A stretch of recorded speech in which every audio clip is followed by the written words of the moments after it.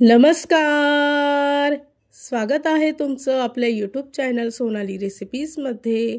तर आजची खास रेसिपी आज आपण बनवणार आहे खूपच सोपी आणि खूपच टेस्टी थंडी विशेष तयार करूया घरगुती साहित्य वापरून तीळ शेंगदाण्याचे लाडू।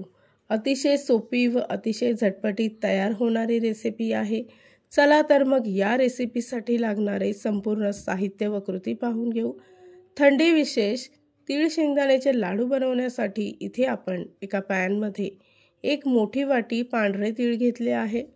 3 ते 4 मिनिटांसाठी तीळ चांगले भाजून घ्यायचे आहेत। ज्या वाटीने मी तीळ घेतले त्याच वाटीने 1 वाटी शेंगदाणे घ्यायचे आहे।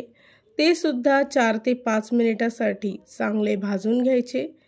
भाजलेले तीळ पूर्णपणे थंड झाल्यानंतर त्यातील 2 ते 3 चमचे तीळ बाजूला काढायचे व सर्व तीळ मिक्सरमध्ये बारीक वाटून घ्यायचे आहे।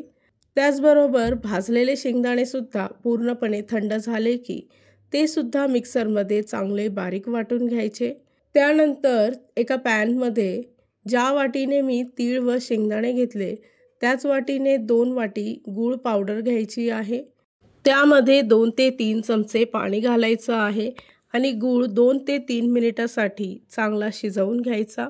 या रेसिपीसाठी लागणारे संपूर्ण साहित्य व कृती मी तुम्हाला डिस्क्रिप्शन बॉक्समध्ये दिले आहेत, तर तुम्ही तिथे जाऊन चेक करू शकता। इथे आपला गूळ 2 ते 3 मिनिटांमध्ये चांगला शिजला आहे।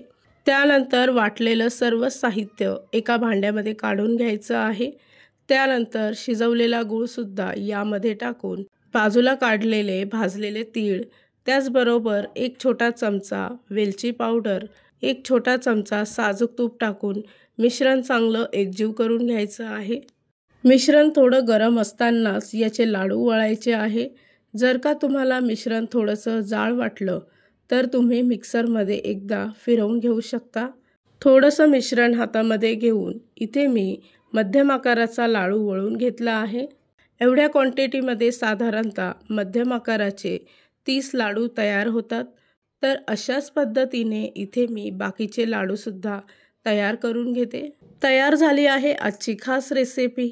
खूपच सोपी, खूपच टेस्टी, अतिशय झटपटीत थंडी विशेष घरगुती साहित्य वापरून बनवा तीळ शेंगदाण्याचे लाडू। ही रेसिपी तर तुम्ही एकदा नक्की ट्राय करून बघा, तुम्हाला खूपच आवडेल। आणि जर का तुम्हाला हा आजचा व्हिडिओ आवडला असेल तर प्लीज लाईक, शेअर आणि कमेंट करा। चॅनलवर नवीन असाल तर सबस्क्राईब करा। सबस्क्राईब केल्यामुळे काय होईल, जेव्हा मी रेसिपीचा नवीन व्हिडिओ अपलोड करेल तर त्याचं नोटिफिकेशन तुमच्या मोबाईलवर येईल। आणि पुन्हा भेटूया आपण अशीच एक रेसिपी घेऊन।